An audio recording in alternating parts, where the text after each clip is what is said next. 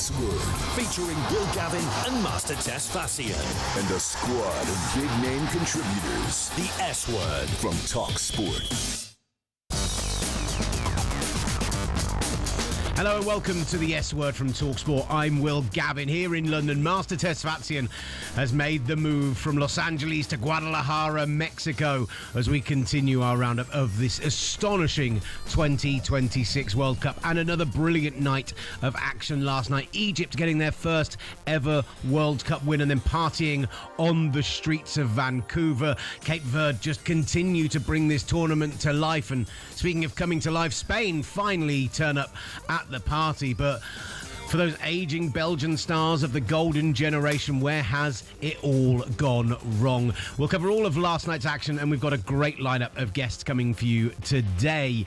Christina Unkel will be joining us, the former FIFA referee and rules analyst. Felipe Cardenas will talk about Spain's 4-0 rout of Saudi Arabia. Are they fully back? CBS host Aly Martin will be here to talk all things USMNT, and we'll talk African football with the brilliant Michael Lahoud, all coming up on the S Word, sponsored by Cal. I'm the least attractive man in here. Whoa! Why do we need to start with I'm the least attractive man in here? I've had a haircut. My beard's looking trim. First haircut I've had since we started the show. I'm Will Gavin, and it's all me. The haircut's looking good. It is looking good, my friend. Thank you, brother. I appreciate it. How's Guadalajara treating you, sir? It has been wonderful, Will. I swung by the Fan Fest, and I don't know if you had a chance to see on my IG story. They thought I looked like Quinones. So in between the Uruguay-Cape Verde match and Iran-Egypt match, the New Zealand match, I got thrown in the air 3 times without my choice. So is that why you're rocking the Columbia today? Was this like a little ode to... Are you going to go back out onto the streets again today, hoping to be mistaken for Quinones a few more times? Listen. Mas fiesta. I told you before I left, Mas fiesta. And if anything was a sign of what happened yesterday, there were otra vez Mas fiesta. It's a beautiful, beautiful thing. Look, we will talk about more about your experiences in Mexico. We will get into, like I said, there's a great lineup of guests from today. But let's start off with, I think, what should be everyone's favourite story from last night and maybe from this World Cup in general, because they may have parked the bus against Spain. They may have eked out a 0-0 draw. But yesterday they came to play against Uruguay, and Cape Verde are now on the verge of going to the knockout stages. It's a historic day for Cape Verde. They have come and they've taken on the European champions. They have denied and they have stood firm against Spain for 90-plus minutes. What Cape Verde have done tonight is just given every single team a belief. They defended like lions on the pitch. This team will humiliate or embarrass any team that disrespects them because they're from a small country. Cape Verde, debutants. Oh, it's a mistake here at the back by Uruguay. And Cape Verde have equalised. And the dream goes on. And it's the substitute, Helio Varela. Uruguay 2. Cape Verde 2.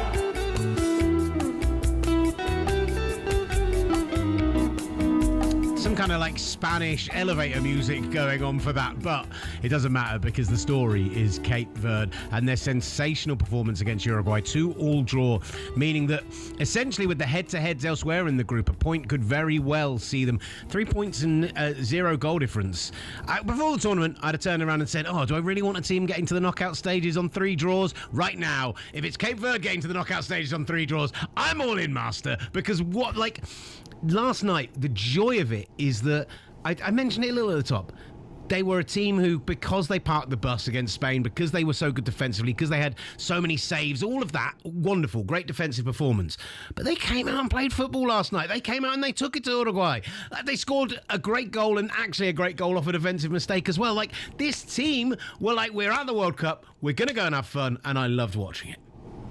And that was a mistake I think a lot of people had, is that they thought this would be a negative side. But if you watch them during qualifiers, if you've watched them in African competitions, man, they love to go for it. They love to be on the front foot. It's just they were overpowered by a Spanish side, and that was basically the best approach to them to get a draw. But against this Uruguayan side, they they consider themselves as equals. They consider themselves with a good opportunity and a good chance for them to play their style. And it was so attractive, Will. It was so fascinating. It was so amazing and incredible to watch. And that has to go down as one of the best matches in the group stage that we've seen so far, especially in that second half as it's going back and forth. That's right when I got to the Fan Fest in Guadalajara. And listen, there might have not been a lot of Cape Verdeans, if any, in Guadalajara, let alone, I don't know how many Uruguayans there were there as well. But that atmosphere, that scene, that environment for a bunch of neutrals watching that match, it just goes to show you for the neutral how exciting and captivating these two teams were in this match was. And a lot of that credit goes to Cape Verde. They kept fighting. They kept taking every single punch that an Uruguayan side that has a lot of experience, that has been in a lot of different situations, that has been on these big stages before with some world-class players. They took it to them, and truth be told, Will, at the end of that match, they had some opportunities there also to get 3 points. They could have won this game very easily. A lot of talk about whether they should have had a penalty towards the end of this game. Yes. I think it's one of those, you watch it 1,000 times over and you're saying, if you watch how much the ball moves as he flicks his foot, that suggests there's a touch, but you can't quite tell. It's not definitive enough. I think it's a classic case of not enough to overturn it. We'll ask Christina Unkel about that a little later on. I thought the ref did a good job with that, though, in real time. I saw it initially and I reacted because maybe I got too emotionally caught up in the moment. But once I saw the replay, I thought a brilliant job by the official to call that in real time and say play on. I think that's the exact issue, right? Social media was alight with people getting like the anger, and you could feel the vitriol, but I think that's just people were so ready to root for this Cape Verde side. They've been such a wonderful story. Vizinha and his huge growing social media following after the performance against Spain. And that first 20 minutes or so, when Gary Rodriguez has the moment of skill of the tournament so far, when he turns on a sixpence, nutmegs a player, makes a run, draws a free kick, and then the same happens on the other side with Akanjo. And look, when Akanjo makes that really direct run in, it's a transition, it's a counter-attacking break, and there are 4 players in front of him ready to receive the ball. He makes that direct run inside, he wins the free kick, and I don't think any of us watching that thought Kevin Pina, if we thought he was going to hit it. We think he's going top bins, he's going to try and you have to say that Muslera desperately tried to get 3 men in the wall. He desperately wanted to see a bit more protection there, but the wall split. They just had that right amount of outside boot to it to go into the corner. It was sensational strike from all of 35 yards, low, past the keeper, and honestly, I'm not going to lie, I woke my kids up last night screaming the house down because I could not believe what I had just witnessed. I'm like, you're not saying this. You're not saying this. Could not believe it. Sensational. Will staying up to watch Cape Verde? Is that what I'm hearing? Because if I do remember correctly, Will, if I do, as critical as you were of the 48-team tournament, I remember this Cape Verde side. I can't hear Master, guys. What's going on? Was one of the teams that you mentioned that, I don't know if I'm going to stay up to watch a Cape Verdean side. With all due respect, we've had Flex on the show, and he's apologized to the Cape Verdean side. I'm gonna offer the floor for you right now. Would you like to apologize to the Cape Verdeans in terms of your expectations going into the tournament and the reality that they're an exciting and fascinating team that they are now? This is not a Flex level apology thinking that Spain are going to beat them 8-0 by any stretch of the imagination. And there are certain teams at this tournament, you see the Curaçao performance against Germany, where those things are happening, and as football develops, those things maybe have to happen with these nations in order for them to grow. And but what I will say is that I doubt it. I had concerns that when these teams came up against behemoths of world football, and Uruguay may not have been a top-tier team in recent years, they may not be reaching the levels of, the days of Luis Suarez, etc., who we saw in the stands shown 15,000 times up on that big screen.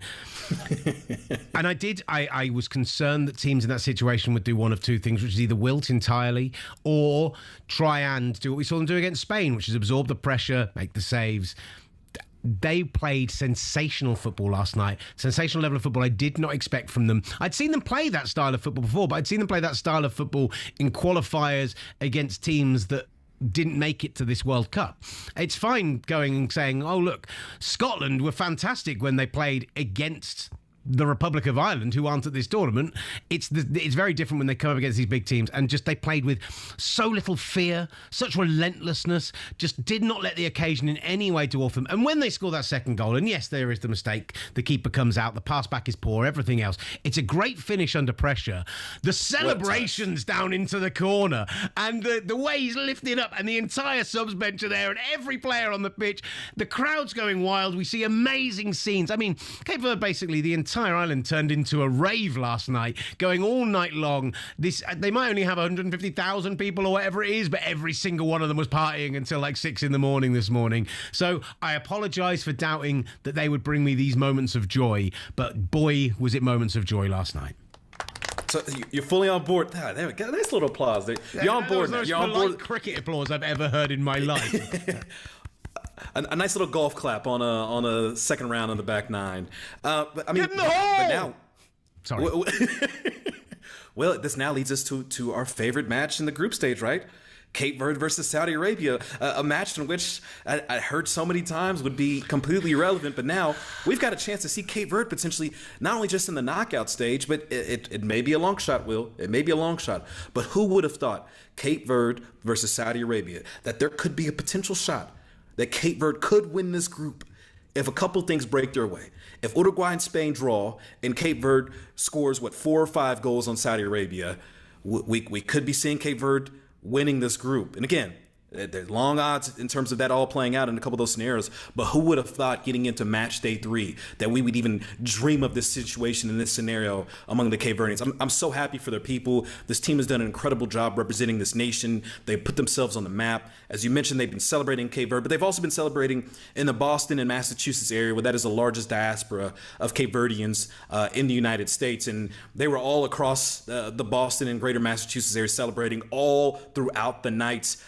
They would have celebrated, let alone just scoring their first ever World Cup goal off that free kick. But the simple fact that you were able to get two points off of Spain and Uruguay in this group, plenty of reasons to justify the celebrations well into the night. I'm doing this Friday night and Saturday morning and also Sunday morning as well. I'm actually hosting the live games over on talkSPORT. So I'm Will Gavin. That's all me. Get out of here. So I'm hosting Uruguay, Spain, and I think it's Belgium is the other kickoff, like the 4 a.m. kickoff that night, I do believe. New Zealand, Belgium is that night as well. And then the following night after England play Panama in the earlier kickoff, and Portugal, Colombia, we've also got some Jordan, Argentina, some Algeria, Austria action. So I'm hosting those games as well. And I had a genuinely serious conversation this morning saying, like, I get that we're going to show Uruguay, Spain because the group is still completely open and that's going to be our game of choice and everything else. But we're going to dip into Cape Verde a bit. We're going to take some live stuff from there, right? Are we going to get a reporter? Do we need a reporter? I think we need a reporter on Cape Verde, Saudi Arabia, right? We need somebody to do updates. I'll tell you what, I'll watch Cape Verde, Saudi Arabia, and I'll update into the game what's happening there. How about that? Because I'm so, when I look at the match day 3s so far, I think that's the most fun of all of the ones we have set up. Nobody has decided in their position yet, like we're having with the USMNT. Like if England beat Ghana, they'll already be top of the group. Like all those things haven't happened in this group. Spain's still very much not going to get knocked out at this point. Very, very, very, very unlikely. But, still have a huge amount on the line when they play Uruguay. Uruguay dropping points there. Huge amount on the line for them as well. I think that's a sensational match day 3. And on... Remember, I had that match on my World Cup draft that we had yesterday. So, if you need someone to go down to the terrible city of Houston, Texas, to go cover that match, listen, Will, there's nothing more I would love than to go experience the Cape Verdean culture for Cape Verde, Saudi Arabia. Houston have ended up having some absolute bangers, haven't they? They absolutely have. They have. Considering they were like a tertiary city in this whole thing, kind of stunned. You were in a very mid stadium as well. I'm happy for the state of Texas, but I'm actually shocked at how much praise that stadium is getting, and also so many historic and classic World Cup moments that they're also receiving from this group stage. You've gone down to Guadalajara for Colombia, DR Congo, which is tomorrow night, but they will play host to Spain against Uruguay for the final group match of that group stage. And Spain last night, they turn up, right? That's the key thing. They turn up 4-0 winners. I had a very funny conversation. This is where we're going to get back to the Cape Verde disrespect again on this front. I came out and I said last night, when they had the 5th goal disallowed and it took like 3 or 4 minutes to make that decision on the offside and it was replayed 1,000 times and the automatic didn't kick in and everything else, there was one of my group chats was absolutely going off saying, I'm really glad we spent 3 minutes trying to decide whether or not that is a goal that's going to be the 5th goal. Like, hold on. That goal could be massive, because if Uruguay 100%. Thrash Cape Verde later, then suddenly Uruguay, Spain, like position in the group and everything else. Turns out Uruguay did not thrash Cape Verde. But Spain properly got their tournament underway with a 4-0 victory. Lamine Yamal comes out and starts in this game, and they absolutely take it to Saudi Arabia live on talkSPORT.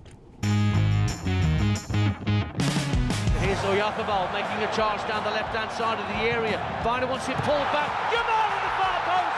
There it is. Spain lead. Finally, they hit the back of the net. And who else was going to get it but the teenage sensation, Lamine Yamal? Was there ever any doubt that he was going to get involved before too long at this World Cup? Oyarzabal scored the winner against England, flicks the ball on from this corner, drops for Olmo again, tries to volley it goalwards. It's only half cleared. Oyarzabal's in again. 2-0. He takes a touch, lobs it to the far post. Cucurella guides it down for Olmo. Oyarzabal's there again. It's 3-0. This to me could be quite an embarrassing scoreline now. This is hell right now for Saudi. Whips it at pace, flicked on to Cucurella at the far post, and it's gone in. It is number 4. That's how you heard the action between Spain and Saudi Arabia last night, live on talkSPORT. And listen, Master, just to discuss the changes that were made here, right? Lamine Yamal comes in and starts. He even said himself in the build-up to this game, I don't think I'm ready for 90 minutes. They take him off at half-time. The game's already 3-0 at that point. Smart decision been made. By then, Dani Olmo comes into the midfield. Alex Bainer comes in on the left. And then Pedro Porro on the right-hand side, the Spurs defender, to add that little extra overlapping width to allow Yamal to cut inside. And boy, oh boy, did it look like an entirely different football team to the one that we saw 6 days ago. They look so much more lively, more active. Oyarzabal looked tremendous as well. His connection that he had, that beautiful cross that he had in the box to Lamine Yamal to score his first ever World Cup goal. I thought Oyarzabal was tremendous in that first half. And as you mentioned with Pedro Porro, the connection and his ability to link up with Lamine on the right-hand side, drawing some of the attention away from Lamine as he often receives. But Lamine was on it. Lamine was there to prove a point. I saw people and fans are saying, "Where's Lamine? Where's Lamine?" Making the jokes in the comments in the same essence and sarcastic tones that the Saudi Arabians made of Lionel Messi in the 2022 World Cup when Saudi Arabia defeated Argentina. And Lamine Yamal made it known his presence. He said after the match, "I'm here," and scoring his first ever World Cup goal and being active, being daring, being bold, making sure that his presence was felt.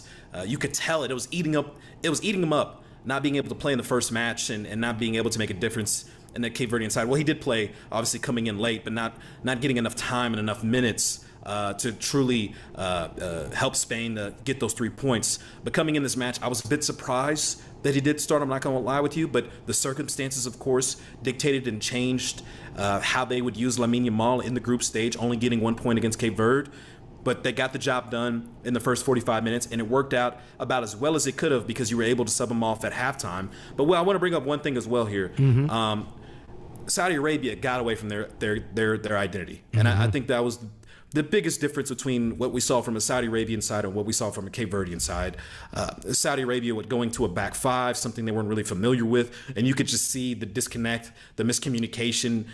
They just looked incredibly uncomfortable trying to play this formation, play this tactic, and it showed in a span of 11 or 13 minutes, I think it was. 3 of those goals were scored.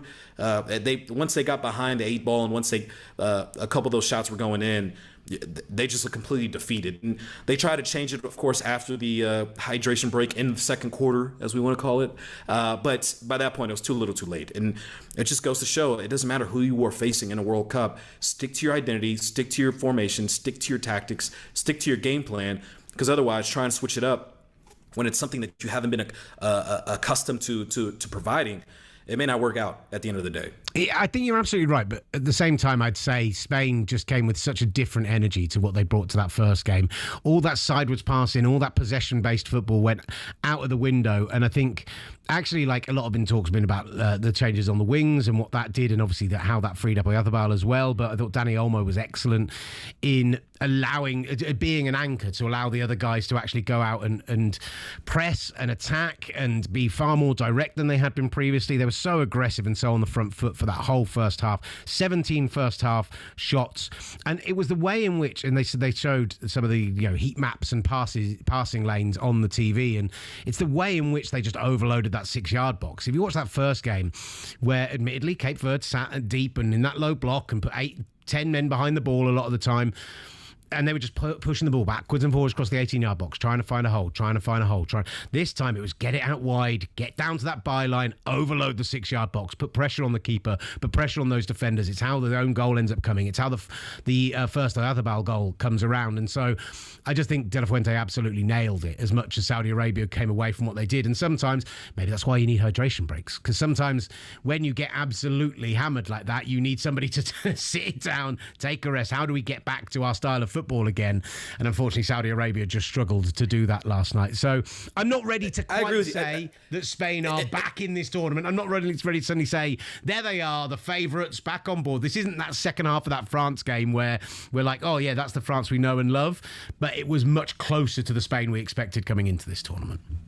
I completely agree. And I'm not here to say if Saudi Arabia would have played their game that it still wouldn't have been 4-0. Just simply put, they tried to replicate what Cape Verde did, and it failed miserably. And kudos to Spain. They were the dominant side. This result is exactly what we expected from Spain. Now we need to see more. And hopefully we'll get to see Nico Williams returning as well and continue to get fit. Hopefully Lamine Yamal can build up his fitness as well, because this is one of the most talented teams, if not the most talented team in this tournament, when they are fit. Lamine Yamal, question mark, is a big one. How much do they use him against Uruguay? How much do they continue to utilise him as the tournament goes on? And actually big similar questions coming about England right now. We've been asking the Bukayo Saka question, but a fascinating interview with Declan Rice overnight. We're going to get to that next. Plus Belgium. What on earth is going on? The golden generation fading to darkness last night, live on talkSPORT. All coming up here on the S Word, sponsored by Kalshi.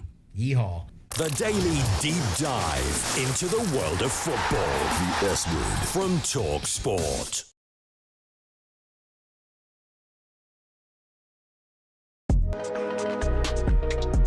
talkSPORT presents the S Word. High energy exchanges, fiery fan reactions, and the biggest football debate. The S Word from talkSPORT.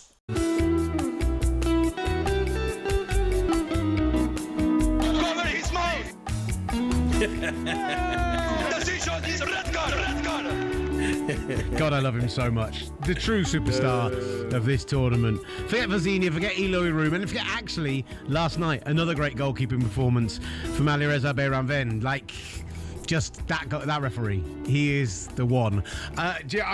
Great story. So you were watching, by the way, the S Word, sponsored by Kalshi from talkSPORT. I was listening to the talkSPORT Daily this morning, Master.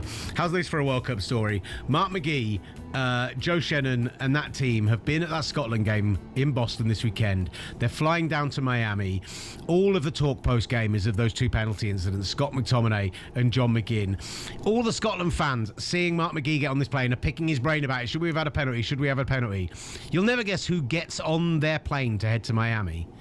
The entire officiating crew officiated the Scotland game that weekend. Like, apparently none of the fans had recognised that's who it was. And actually in the row in front of Mark and the guys, it wasn't the referee, but I think it was one of the linesmen, one of the assistants, was sat next to a Scotland fan who started whinging to him about the penalties they hadn't been given this weekend and how they'd been entirely robbed, having zero idea that's who they were complaining to. But I do think if it had been that referee, everyone would know exactly who he is, because he is a superstar. Excuse me.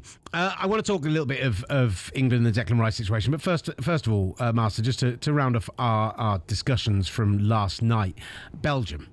We'll talk some Egypt a little bit later in the show as well, because Michael Lahoud is going to be joining us. We'll talk about their first ever World Cup win, the scenes on the streets of Vancouver. Mo Salah, brilliant stuff, but we'll get onto that a little bit later on. this Belgian side that now have scored just one goal in 180 minutes of football, and that goal coming via an Egyptian own goal, who last night had 23 attempts on goal, had 70% possession, have Romelu Lukaku and Kevin De Bruyne and Leandro Trossard and Jeremy Doku and just everything in front of them to, okay, maybe this isn't a team that's going to win the tournament. Maybe the fact that those stars are aging is it's too little too late for them. But that's so anemic across these two performances. So little actual threat from them. Roy Keane after the game just basically suggested it was the most bored he's been watching any game of football of this tournament. You feel a little bit bad for Iran because we're digging out Belgium so much. They defended resolutely, but I just don't know. This Belgian team looked like they couldn't buy a goal in 500 minutes of football, let alone 90. We thought, hey, maybe this golden generation, they may not be the exact golden generation, but going into this tournament, what a favorable draw we thought that they had in Group G with Egypt, Iran, and New Zealand. We all looked at our brackets and immediately slotted in Belgium to win this group, and even potentially, just maybe, making a run, not saying they would make it to the quarterfinals, but seeing this team in the round of 16 potentially, and from there, all bets are off. Is this team even going to win the group now? You know, that's kind of where we're at. They're sitting third right now. They're sitting behind. They're sitting behind Egypt. They're sitting behind Iran. They may not even make it to the knockout stage at this point. They have been one of the worst teams that we've seen in this World Cup. And honestly, I've given up on them. There's nothing more to even have any sort of hope or optimism when it comes to Belgium, because they're just continuously going to let you down, and they just look so flat every single time you see them in a big competition. We just talked about this idea that Cape Verde going through on 3 draws would be something to potentially celebrate because of the size of that nation, because of everything that goes along with it. 3 draws and 0 goal difference, which is obviously what 3 draws means, is probably going to be enough to get teams through based on what we've seen in the other groups, right? If Belgium get through because they draw with New Zealand and draw with Egypt and draw with Iran, I mean, that is enough already that there should be a national inquiry into this. If they lose to New Zealand, if they actually... Don't. New Zealand looks like much better than I thought. That is not out of the question. If Belgium crash out of this group, not just at the group stage of a World Cup with 48 teams where they would consider themselves a top 10, top 15 team in terms of talent, to crash out when this was your draw, I think Belgian football, I don't know if it will recover for years to come, to be frank with you. I don't think it will either. And I think the reputation of this golden generation, despite finishing third in the World Cup, it's hard to be remiss of thinking they should have done so much more with the talent, the resources, and the quality of players that they had. And for it to crash out potentially from this group that, again, we all wrote them in. But maybe it's on us. Shame on us. We've seen this play out way too many times now for us to believe that we would have expected anything else from Belgium in the World Cup, because they have yet to show us that they can perform on the biggest of stages ever since finishing third in the World Cup. We're still holding on to that, or at least I'm still holding on to that, and I should not. This is not the same Belgium team. This is not the same Belgium side. And time again, we see more performances like we saw against Iran than we did from that amazing third place run that they went on. But we have to give credit to Iran. Well, we have seen some tremendous goalkeeping performances across the board during the group stage from quote-unquote small nations just trying to make themselves known. And of course, we all know what's going on with Iran and their people, and seeing them galvanize and the support that they're receiving in Los Angeles in the first 2 matches, to get 2 draws here in the first 2 group stage matches that they face, going into the final group stage with the chance to make it out to the knockouts for the first time in their history. Of all years, for that to happen this year with all the geopolitical turmoil that Iran's going through, it truly is, as boring of a match as that might have been. We're looking at, just once again, another amazing story from this World Cup potentially going into match day 3. And just to highlight the one player in particular who deserves that love, because this has been the World Cup of the minnow goalkeepers, right? Vecino with his 15 million Instagram followers, Eloy Room for Curacao the other night, just fantastic. But I was reading up about Ali Reza Bayramvand this morning after finding out about, seeing he's a 2-time Guinness World Record holder. I didn't know this. He has the longest throw and the longest drop kick of any goalkeeper in footballing history. That in itself, kind of a cool thing. But this is a guy who comes from a small Kurdish town outside of Tehran, Loristan, who had a childhood of extreme poverty, whose father completely was against his dream of playing football, who took his pocket money, who ran away from home to Tehran, who spent months sleeping on the streets outside of local football clubs, trying to get himself an opportunity. And now he finds himself on the world stage, going up against some of the great players of the last 20 years. Like Kevin De Bruyne, arguably one of the top 2-3 midfielders of the last 2 decades. Romelu Lukaku, a guy who scored in Champions Leagues, Premier Leagues, who's won Scudettos. Like, these are absolute top-tier players. And this guy who used to be homeless for his dream ends up keeping a clean sheet against them, having a sensational game. The goalkeepers are the story of this tournament so far, and he is the latest to absolutely etch his name into that. A brilliant story. And, as much as we can joke back and forth about the expanded tournament and how much I hated it, Europeans, those stories are absolutely making this World Cup something special. And 100% they are. And that was the beauty in the expanded tournament, is that you get to hear these stories. Because truth be told, I had not known that story until the match ended.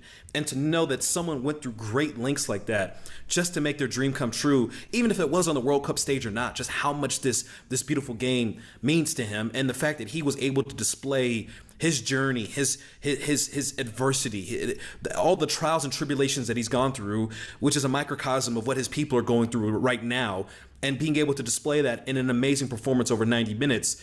That's truly the World Cup in its purest form. That is what the World Cup is all about. And I'm glad those that were upset about these other nations are starting to change their tone a bit, because you can't go from a position in which you were very critical, and I'm not saying, maybe you will in particular, but other people as well that were very, very critical of the 48 team format on one side, and saying that it's going to dilute and water down the game, but then on the flip side, trying to celebrate the Cape Verdes, trying to celebrate the Irans, trying to celebrate these smaller nations, putting up a fight, putting up a battle, and displaying the beauty of their nations and their interpretation of this game.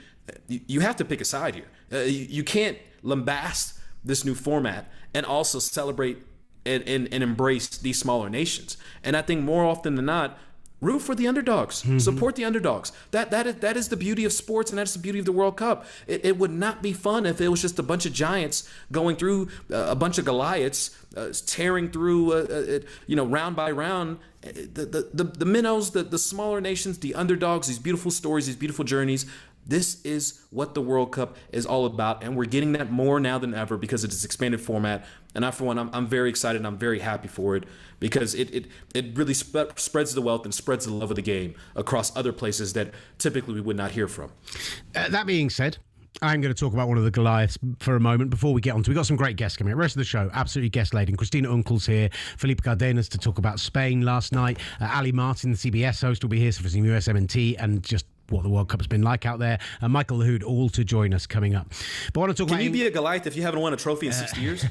Just the question. I think most people would consider England in 90% of games they play in this tournament as the Goliath to the David. I think that's fair to say, but fair shot. I'm not going to, I'm not going to bite back on that one. I literally can't.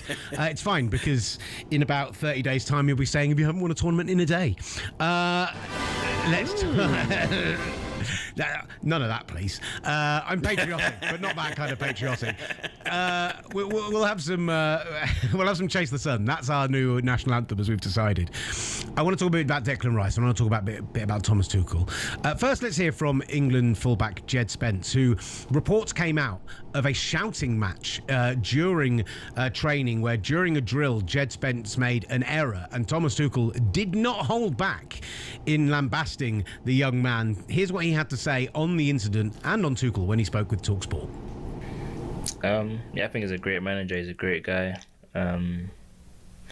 Very, very detailed in what he wants to do, and I think the boys really love him, and have a great respect for it. It's like what he always says, we're building a family here, and we've built a family, and we built a brotherhood within the team, and everyone's all got one dream, one brain. So yeah, I think if everyone's on the same path, we can do special things, and I think he's built that environment in the squad. Look, I think if people have been watching the show previously, they'll know how high I am on what Thomas Tuchel's done with this England team over recent weeks, months, how he's built for this World Cup. But we left with a fascinating situation. Declan Rice last night, in conversation with ITV, admitted that he's been dealing with a hamstring problem since way back in December. His quotes from this interview, I was feeling a little neural pain in my hamstring, which I've been managing since after Christmas with Arsenal for a long time. Obviously, not a lot of people have known that. It was all behind-the-scenes stuff. But taking him off in the 70th minute he's referring to here was a smart decision. That last 20 minutes is probably where you pick up the most, and it's where you play a 70-minute match. The last 20 is where you feel your body really going for it. I think it was smart because the last few days I've felt really, really good. Now, fascinating to find out that Declan Rice has been dealing with this since way back in late December, early January, a run that's seen them win the Premier League and get to a Champions League final. The question mark here, Master, is how do you now handle that situation? You've already got Bukayo Saka as a question mark on that right-hand side. These two are both absolutely starters. If they're fully fit and you're doing your 11, they are probably names 3 and 4 or 4 and 5 on your team sheet for this team. How do you handle Declan Rice right now if you're Thomas Tuchel? Yeah, it's a tricky situation, and I'm kind of not surprised that he was dealing with something, because obviously going to a lot of Arsenal matches and obviously watching a ton of those as well, you could see him grimace. He would always grimace as the match would progress and going into those final 20 minutes, and it was very clear that he was carrying something or dealing with something as the amount of matches that Arsenal had to play domestically this past season was 62 matches. Clearly wore on not just Declan Rice but a number of the other players. Look, Declan Rice on this England squad is a top 5 player on the squad, and what he's able to do in terms of his versatility, you can use him as an interchangeable part within that midfield when you want to pair him with different kind of combinations and give you some different looks. Obviously, he's wonderful on set pieces, as we've already seen as well. So his absence would be a massive, massive loss. But you have to think long-term here, Will. In the same way that you're managing Bukayo Saka and trusting Noni Madueke to be able to give some great minutes if he's going to start, and bring in Saka off the bench to kind of finish matches, you kind of have to consider Declan Rice in a similar manner as well, because the last thing you want to do is have that hamstring flare up and you don't have him in the knockout stages and have him for later on in these matches. And we're going to situations now where England's going to be playing outside, they're going to be playing outdoors, they're going to be playing in the elements, and that just is going to make the wear and tear on the body even more difficult, even more challenging. So it's a tricky task. But we asked Andy, of course, yesterday on the show about this as well, and I think his sentiment is spot on. I think you just have to trust Thomas Tuchel. You have to lean in and trust that he was very thoughtful and very pragmatic about every situation.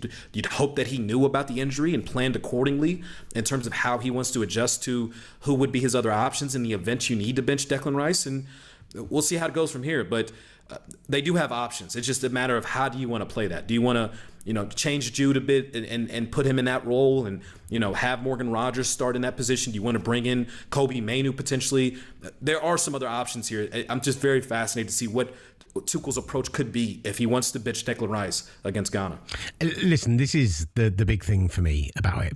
Declan Rice is a star for this team. And actually, I know that Adrian Durham gave him quite a low rating and was disappointed at his lack of endeavour, particularly in the first half of that game. He said that he could be Steven Gerrard if he wanted to, and he needs to take more games by the scruff of the neck. But actually, watching that game back, which I am sad enough to have done, Declan Rice in the second half, before he comes off in the 70th minute, is playing in much more advanced positions. It's clearly a decision that Tuchel has made, is to push him forwards more, is to have Anderson sitting deeper, to drop into a back three when they're pushing the full-backs forward.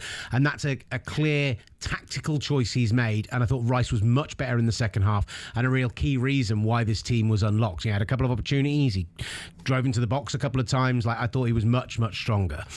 He's saying he's feeling great. He said coming off in the 70th minute, he is feeling healthy and good to go. And from my perspective, he's dealt with it for 6 months. he should start. Against Ghana, if he's feeling good, he should absolutely start. But we're in a situation right now where a win against Ghana in this new head-to-head format, and England are already guaranteed to top the group.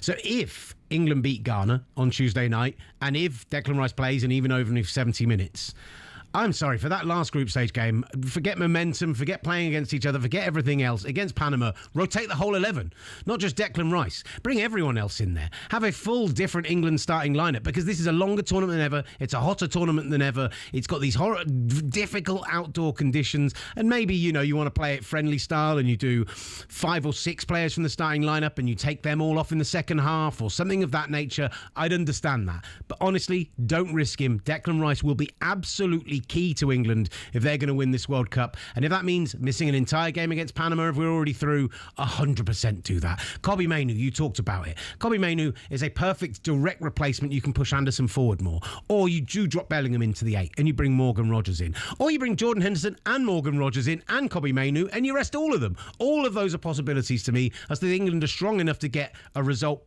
hopefully still a win against Panama, if that is the situation. So let's not mismanage Declan Rice. He's been very open and honest about this. Somebody tried to say earlier, do you think Tuchel will be happy? He's talked about this in an interview. I think when you see Thomas Tuchel's interviews, they're very honest. They're very direct. I'm sure if you asked him directly, has Declan Rice been dealing with something before Declan had spoken about it, he probably would have told you about it as well. So I don't think that's going to be a problem. He's very German. He's very, very, very Prussian, very pragmatic about this, right? And so I have no sweat about this whatsoever.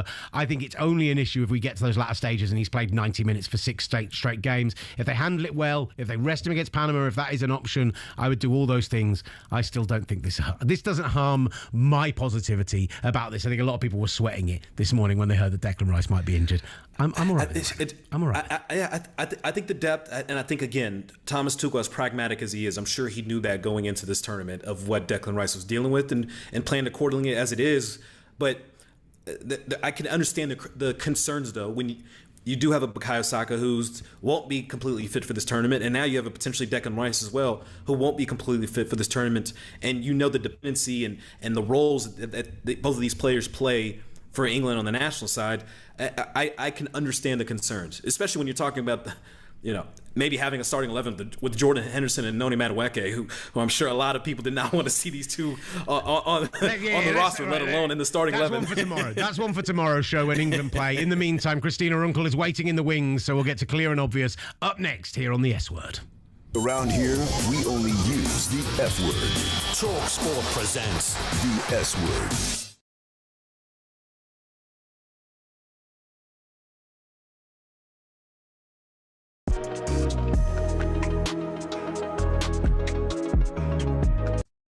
talkSPORT presents the S Word. Listen again and subscribe wherever you get your podcasts and on the talkSPORT USA YouTube channel.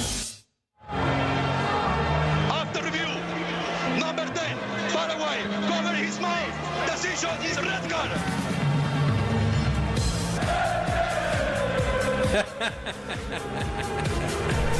Decision is red card. Yes.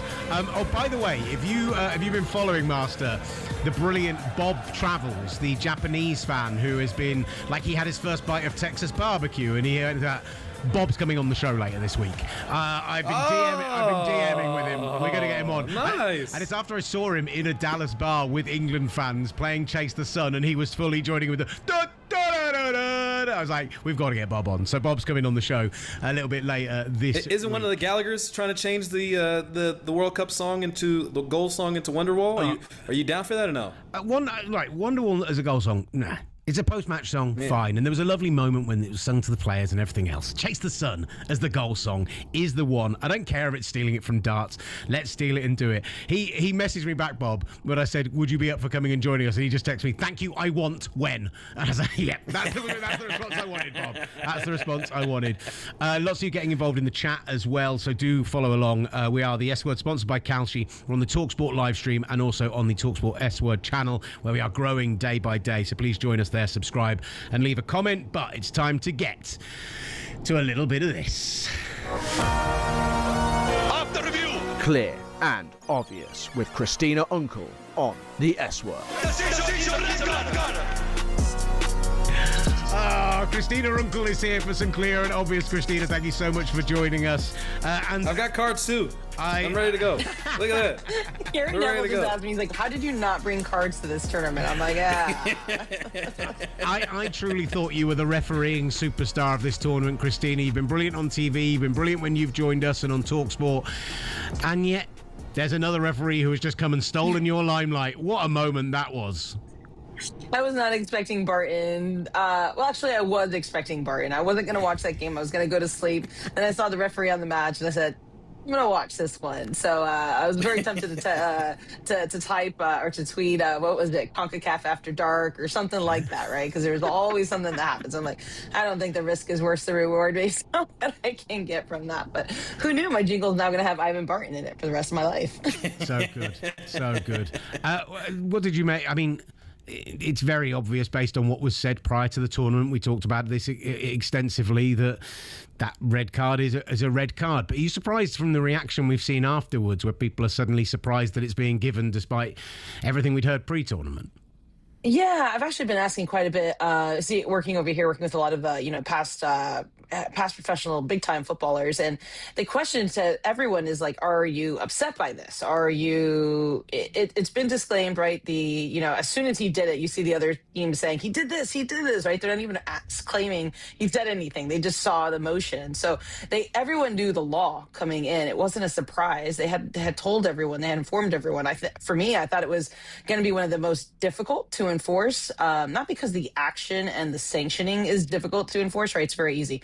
Controversial situation, key number one. A lot of people are forgetting that. Controversial situation where basically everyone's in mass confrontation and, talking to each other. And then the body language, body action. That's it. That's all you need. It's very easy to punish that. Now, the question is this too much because you don't really hear something? Is it going to stamp it out of the game because they just saw what happened? The answer is 100% yes. And is that what you want a law to do, is effectively stamp things out of the game very quickly? So I've asked pundits, and they, a lot of them are just kind of like, well, everyone knew it. We were told, so it is what it is. And I'm like, okay, well, I'm good for that. But I've just been surprised, to your point about the back chatter, about everyone saying this is too harsh, this is going to ruin the game. And I'm just like, I don't know. I'm on the fence with all of this stuff. I mean, at the end of the day, we're not the ones making the law. Referees aren't, believe it or not. A lot of stakeholders are making this law. I do think this is a way to pass it on to referees to kind of put the responsibility on their shoulders versus match organizers. So that's the reason I personally don't like it, is it's shifting the responsibility to the referees to punish someone for something that they actually haven't heard or seen. And of course, it would be the Turkish team pointing it out. In all irony of the situation, it would be the Turkish side to point this out. But also, I don't even think Paraguay read any of the new rules, because I feel like throughout that match, they broke every single rule possible. The 5-second delay, the goal kick situation. So I don't know if Paraguay even knew or cared about the new rules whatsoever. I do want to move on to Scotland, because obviously there's been a lot of conversation on both sides of the pond about the non-penalty, quote unquote, that Scotland should have received, at least two different situations. I'm curious, Christina, your thoughts. Did the officials get those right? Yeah, so the first one, I do think it's not a clear and obvious error. Sorry, I just realized that's our segment. It's not a clear and obvious error in the sense of not calling it. And at the same time, if he would have called it, the VAR wouldn't have intervened to recommend an overturn for that, right? So the first one's coming down the side, 18, right down the line. And you got what is the most is the hip contact. And that's what I saw in real life as well, too, right? So we usually talk about if it's shoulder-to-shoulder challenge, that's fine, that's permissible, you let it go. Here, this was something very similar. It was a hip-to-hip action. So that's going to lean a little bit more into what the referee's decision on the field would stay, because you can have arguments either way, in my opinion. I actually am fine without a penalty in that first one. The second one, commentating live on that game, I was like, this one's a clear penalty for me. This was a clear recommendation for me. And what I'm learning is, and here's the reason why. The reason I think the second one is a penalty and should have been recommended down from VAR is because, contrary to the first one where he's like, it's a hip-to-hip, they're going at 50-50, they're both moving with speed. This one, you have a player in front of the other one, I think it's McTomlin, if I remember correctly, and then you have a player coming in from behind him and putting a leg in, and there arguably could be contact, whether it is or isn't on the foot. But when you take a look at that reverse camera angle and you see that contact on the knee, which is what I had seen, you're taking a player out from behind. So no longer is it a 50-50 challenge. You're now attempting to play the ball in, I wouldn't say in an unfair manner, but you're coming from behind somebody. It doesn't take a lot. It's a simple trip. I get it. But at the end of the day, I thought that was a very clear and easy penalty. We're spending more time talking about it, that it wasn't given, than we would have been if it had been given. And that's where I draw the line of what is a clear and obvious error. So second one, I think is penalty. First one, I think is fine not being a penalty. But if it was given, I wouldn't have said it's clear and obvious error. Christina, just looking at the tournament as our kind of holistically where we are right now, we've had a lot of debate and conversation on this show about hydration breaks and four quarters and whether it slows the flow of the game and everything. Put your fours up, Christina. Do not put your fours up, Christina, please. Put your fours up, Christina. Christina! Yeah! Almost $250 million Fox might be making off of that. Come on, put your fours up. I can't believe this has just happened. Heartbreaking. Regardless, one of the reasons I'm not a huge fan of them is because of the flow of the game, but it's actually because I feel like all the other rules that have been brought in to stop time wasting I feel like just watching it naturally, games have flowed a lot better. They feel like they've been less stop-start. Is that your experience of these games? Do you think actually, for the most part, these other rules that have been introduced have been doing their job? I think the other rules that have been introduced are doing their job. Now, this is interesting. So we have a statistician here. And I yesterday asked, because I'm with you, like, it feels like the games are getting more time, right? I remember historically it was something like in the last World Cup, right, 2022, there was, and sorry, I'm just picking up my phone because this is a crazy statistic because I was at the same, I was like, the games feel like the games into play a little bit more. It looks like everything's doing well. Like, we've added the time. So I've asked our statistician, I'm like, hey, how much time is the ball in play? That's the whole point, right? I think historically it was like 58 seconds, and go figure, I can't find it right now, but it was 58 minutes the ball was in play for the entirety of the game. So I'm like, okay, it's got to be closer to 70, 75 minutes now with the flow of these new games. And it wasn't. It was actually 30 seconds less than it was at the Men's World Cup last time. So, and that's through Opta. So I'm like, okay, we need to take a look at this because it feels like the game is flowing. But the facts and the statistics are actually saying it's 30 seconds less time the ball is in play currently through up to yesterday's game, before yesterday's game kicked off. So I'm going to tease that out for a little bit more for you guys, but in a weird way, the logs of the game aren't actually helping to put the ball in play more, but it feels like it. So I'll figure that out for you guys a little bit more. It was just a little bit of a surprising stat, but I do not like quarters. I just don't like quarters, right? It's something that isn't accepted. I know that we had, I think in the Belgium game yesterday, there's a long delay. There's been delays around the time period for the hydration break, around 22 minutes. And we're not letting the referees use common sense saying, we just had an injury for 3 minutes. We're not going to have a water break because everybody already went to the technical bench. It feels like it's being forced. You have to have a hydration break regardless because there's adverts that are waiting to be shown. And that, to me, impacts the flow of the game. And I'm with Marcelo Biesla on this one. I've enjoyed them technically in terms of just how it can provide a different change in pace of the game. Again, it's not like we haven't seen this in the past to begin with. It's just, and I went back to some of these matches to see how long those hydration breaks were, because people were trying to say it's breaking up the flow of the game, as if we didn't just see that in the AFL playoffs. We haven't seen that in past World Cups. The hydration break is probably, a minute longer, I'd say. There are things that you can't adjust, whether you want to make it shorter and make it 2 minutes. I know the suggestion was 60 to 90 seconds, but if you time it out, I think it's been pretty much on average around 2 minutes in the past. If you want to make it shorter, as you mentioned in the Belgium game, where there was a VAR review and then afterwards leading into a hydration break, if there's ways that you can just make those all in one. I do agree there are ways to mitigate this, but again, as someone that goes to a lot of matches, the hydration break has been a wonderful change. It's typically I have to make a choice whether I want to use a bathroom or go get a drink, and now I have the option to do both. And also seeing that 45 minutes is just such a long time to wait. Oh, well, I mean... I am going to lean into, this is a very American take. It's like, wait a second, I could go get another cocktail, or I don't have to run to the restroom and wait for the commentator to just like voice tempo to tell me whether I should sprint back into the living room. Yeah, well, if you went to matches, Will, you would understand. The lines are way too long. I'm still waiting for my invite, buddy. I'm still waiting for my invite. Listen here, buddy. Until you throw your fours up, you are not getting an invite, okay? Just to let you know that. But again, I think there's ways in which obviously that it can be improved, but I don't mind it. And it's not like, again, we've been dealing with this, since the 2014 World Cup in certain situations. Now there's a uniform rule. We don't have to go through this, what is it, the wet bulb thing or whatever the case is that calculates all the stuff. Everyone just knows what it is. It's uniform, and you can plan around it. I'm not sure. I threw a fours earlier, but I was just joking about the fours, but I'm actually not a fan of it. I'm more of a fan of the wet bulb. That's science. It shows you the temperature. People can accept that from a heat element side of it, but I'm not there for the quarters. And I get it, right? I love hockey. I watch the Tampa Bay Lightning all the time. I'm in it. It's fun. You can go get a snack. You can go get a break, but it's what makes football beautiful, right? Our 0-0 score lines, our 1-1 score lines. Like, we sit there and we say that was one of the best matches, and everyone's like, it's not a high scoring goal. It's like, our game's just different. And I always tell people here in the United States, it's like, just once you understand that football, or soccer as they call it here, is not an American game, but the world's game, it begins to make sense. Now, the only thing I would want to change in the laws of the game when it comes to determining the outcome of winner is that no game ends in a tie. It ends in a penalty kick shootout, similar to hockey. That would be amazing, because that is a fan experience. No ties. Just at the end of the day, there's a winner.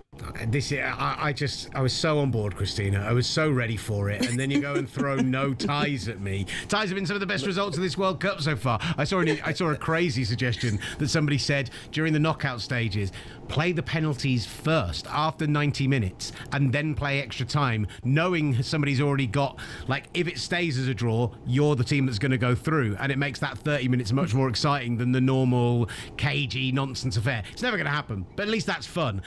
No, we need to keep ties in football. Go away. Draws. They're called draws. It's called football. It's not soccer. Leave me alone. We added hydration breaks in exchange for, getting rid of time wasting. Okay, so even exchange. That's the American way. It hasn't got rid of time wasting there. So there you go. You said it feels that way. Throw your fours up one last time, Christina. One last time. Come on. Don't do it to me, Christina. Knicks on five. Knicks on five. No. Brilliant. The wonderful Christina Unkel joining us, clear and obvious here on the S Word. Fantastic stuff from her. As always, second hour of the show, Felipe Cardenas is going to join us. I've got Michael Lahoud coming to join us. We've got Aly Martin coming to join us. It's a blockbuster hour coming up for you on the S Word. Big second half. After review. Clear and obvious with Christina Unkel on the S Word. From kickoff to the full-time whistle, talkSPORT presents the S Word.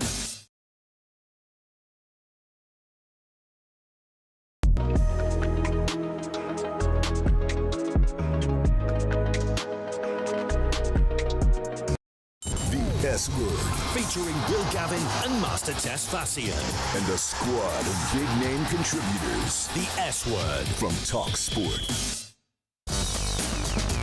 Yeah, back with the S Word on talkSPORT. I'm Will Gavin. We're sponsored by Calci, and the brilliant Master Tess Fassian is with me live from Guadalajara, Mexico, where he's going to DR Congo, Colombia this week. We've got a great second hour of the show lined up for you. Michael Lahoud is going to be joining us later this hour. Talk about Egypt getting their first ever World Cup win and then partying with the fans on the streets of Vancouver. Aly Martin's going to be here as well. We'll talk some USMNT there, but let's get our first guest of the hour on. One of our very favourites. No.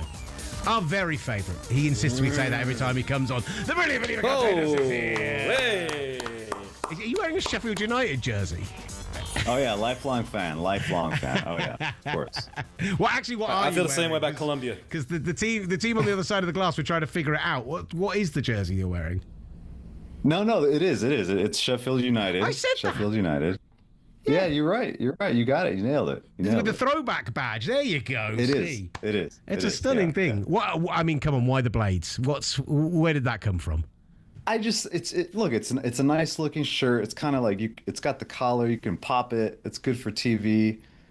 So I thought I'd rock it today. I mean, but I didn't know I would be one-upped by the Columbia jersey by Master. I mean, I love this. I love this. You know why he's wearing that? Has he told you about being... He's trolling. No, he's been trolling. No, I'm not. No, I'm not trolling. It's because he got mistaken on the streets of Mexico for Colombia's former son, now of Mexico. And so he's trying to convince more people that he's Quiñones.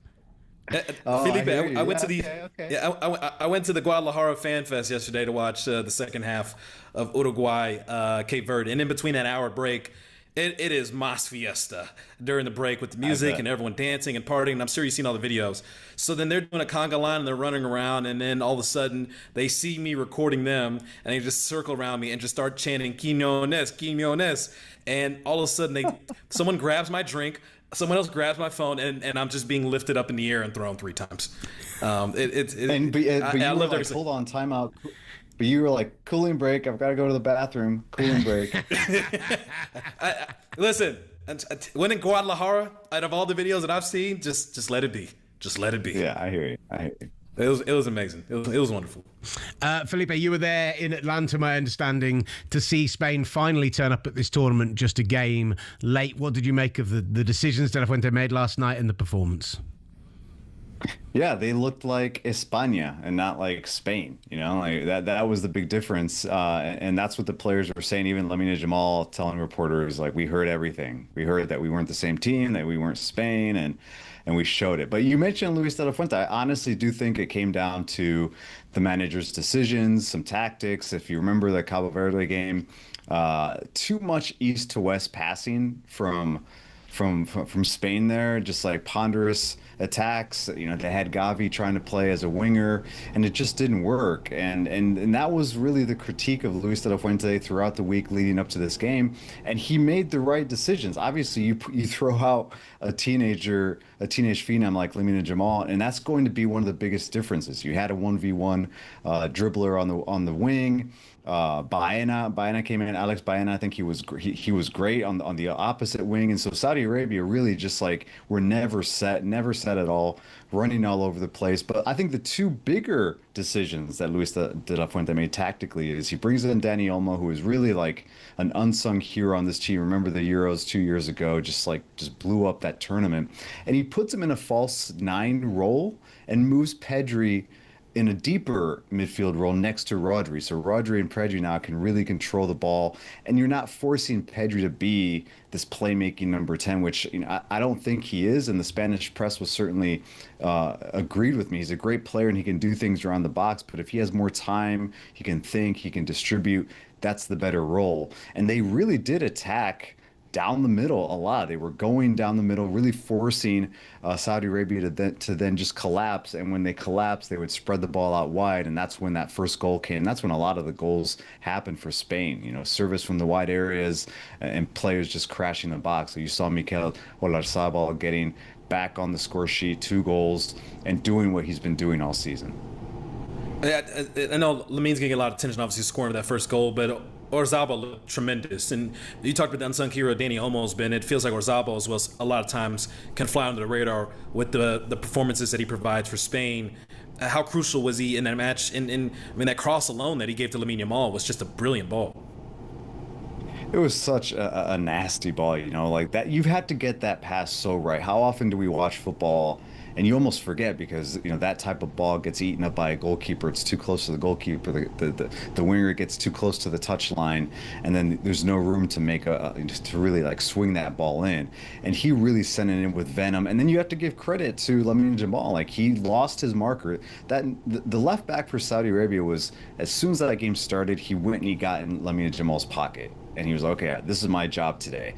But then he lost him. He didn't grab him. You've got to, you know, like just harass him a little bit when he's running, making that run to the far post. And he made a free run. Then he finished nicely. But Oyarzabal, you know, De La Fuente talks about it after the game. He thought it was a travesty that a player like him is being questioned or being labeled underrated. He called him one of the best forwards in the world. He's a record breaker, according to Luis de la Fuente, and someone that he believes is going to simply grow into this tournament.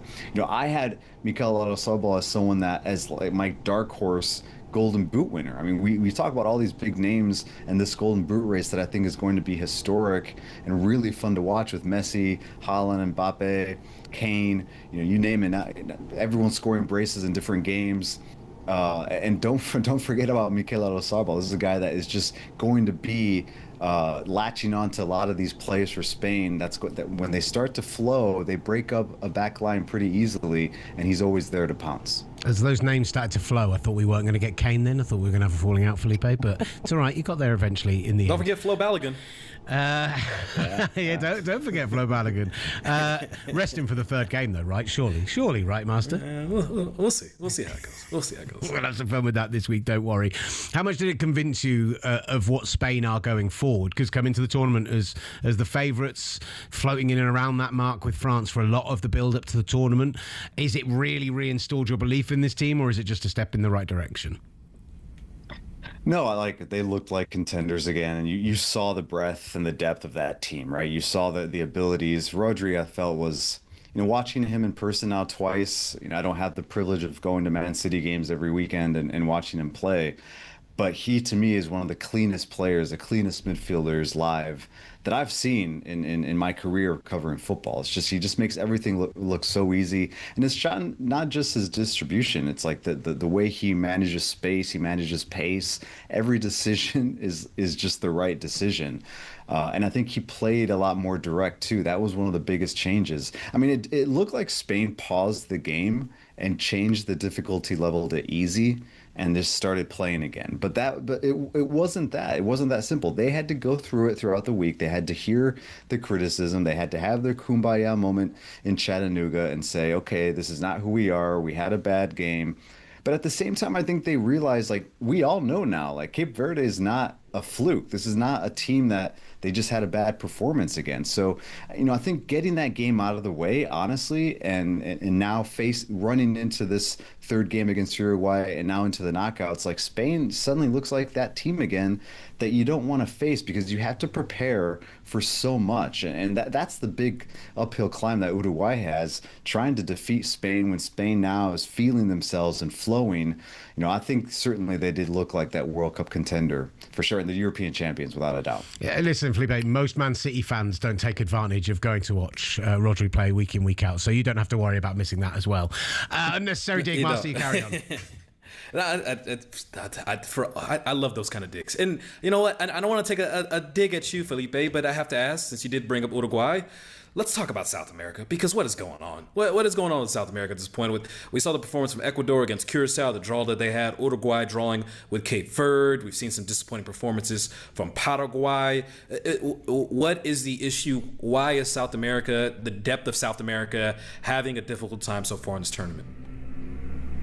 Yeah, I don't know what the answer is. I don't think it's like something that you point to and say, oh, it's because of this data point. A lot of the performances you mentioned, some of them have been poor, like Paraguay's first match against the United States, and then you saw them against Turkey, and everyone's like, oh, that's Paraguay. That's the team that we thought was going to be facing the United States. And so I think some of it are these first game nerves. I certainly think that was the case with Paraguay. Ecuador just, it's what I've been saying leading up to this World Cup. Such a good team, one of the strongest spines in world football. Who is going to score their goals? And when you're still relying on Ener Valencia, that's a problem, because if he doesn't get it done, there's nobody behind him, like literally nobody, no other striker that's coming on and changing the game for them. And so that has become a big issue for them. Uruguay, I think, you can look at the game against Saudi Arabia after watching Spain dismantle Saudi Arabia in 30 minutes and think, what happened there? And again, I go back to the one thing that is this constant at this tournament, that first game at the World Cup. The adrenaline is so high. I think that really levels the playing field in a lot of these games. But also Uruguay was not clinical at all, missing all kinds of chances. And then last night against Cape Verde, there's a lot of, I'm hearing it and I'm reading the criticism towards Marcelo Bielsa. He doesn't have it anymore. He needs to go.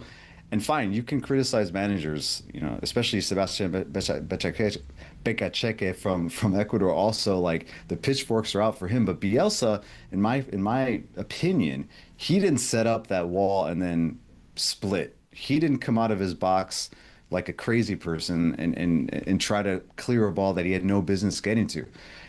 These were individual errors for Uruguay, two of the worst goals I've seen conceded at a World Cup, and that is going to blow up your World Cup tournament in no time. So, South America is under the microscope right now. I thought Colombia, Argentina, then Brazil finally getting that win against Haiti, but then in Brazil, it's like, it's Haiti, it doesn't really matter, it doesn't count, we still need to see more.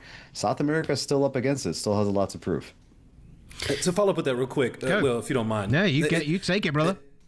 Obviously with this expanded tournament, we saw, a lot of maybe disproportionately South American nations being able to qualify for the World Cup. Do you think that qualification process has anything to do with it? Because again, when Ecuador finishes second in qualifications but can't score a goal, you almost benefit from the fact of playing a defensive style of play in qualifications, because as long as you don't concede and you play for draws and maybe find that one goal that makes a difference, there's a high probability that you're going to make the World Cup. Yeah, I mean, I don't think South America has been given too many slots. I think it's fine.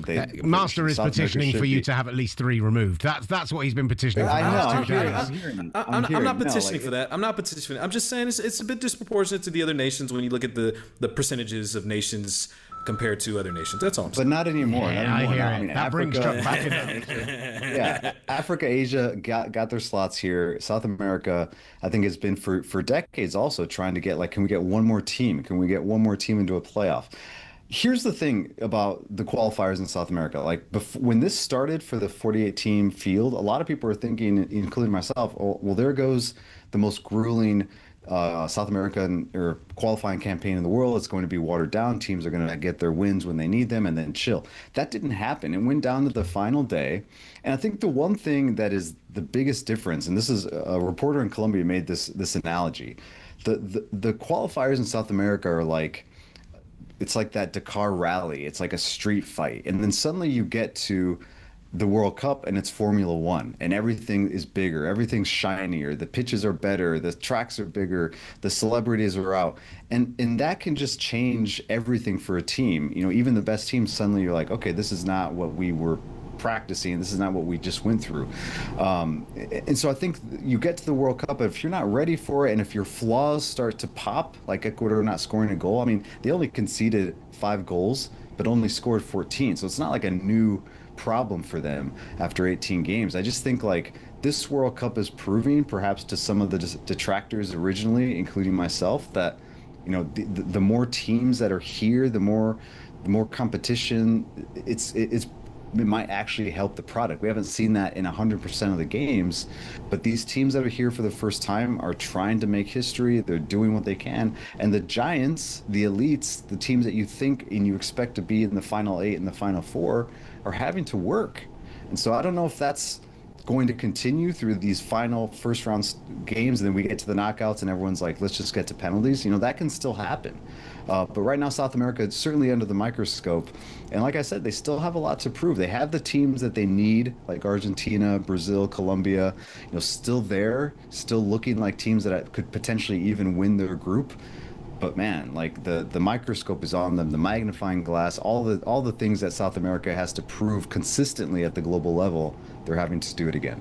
2 things on that. I love Felipe throwing Colombia into the mix with Argentina and Brazil. That was a beautiful piece of homework. It was a good win. And it was a good win against Uzbekistan. It was a good win. It was a good win. Uzbekistan's a very tough team to break down. It was a good win. But also playing very much like that was played so perfectly because you've got Master trying to say that the South Americans haven't turned up and playing perfectly to the gallery of, oh, but you know, it's all about this expanded format and what the great stories. And I could see Master going, yeah, he's right, actually. Yeah. Did you see my smile? Because I feel like Felipe was on the segment when I was contesting about how great the 48-team tournament would be, and it was 2 against 1, and now it feels like Felipe's on my side, and soon will.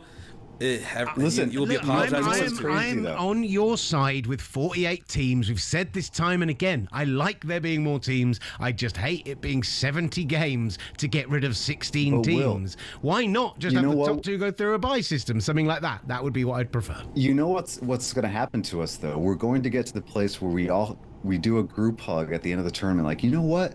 We were wrong. 48 teams is great. Everybody and then 2030 comes around, and it's going to be 64 teams. Like, I had yes, it is. I had a conversation with a source yesterday at Atlanta Stadium who's close to CONMEBOL, close to FMF, just sort of hovers around Latin American soccer, and he was like, man, they're going to 64 teams. Like, it's going to happen. They're pushing for it, and they want more games in the group stage of that World Cup in South America. I mean, CONMEBOL is going to really put the foot on the gas.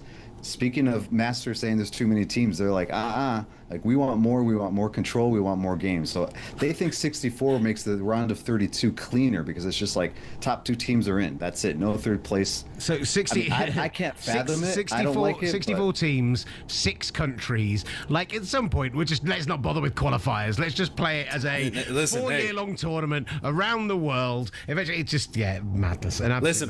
Hey, if you think I'm obnoxious and arrogant now, yes, I do. Just wait till Eritrea qualifies for the 64-team World Cup. All right, There's levels of obnoxiousness that I have not reached yet. Just wait for Eritrea to not qualify for the 64-team World Cup and see how heartbroken you are. The wonderful Felipe Cardenas, thank you so much for joining the show, sir. Brilliant stuff from you, as always, and loving the Blade shirt. Really brilliant stuff. A couple more brilliant guests coming up this hour as well. Michael Lahoud will be here at the end of the hour. Aly Martin up next. We'll get some USMNT chat. Maybe look forward to some of the games tonight. Loads still come on the S-Word, sponsored by Kalshi. Big name reaction from both sides of the pond. The S-Word from talkSPORT.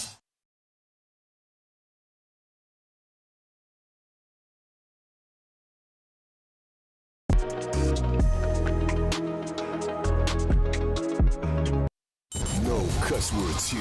Just 2 hours of full-on football dialogue. Every day, talkSPORT presents The S-Word.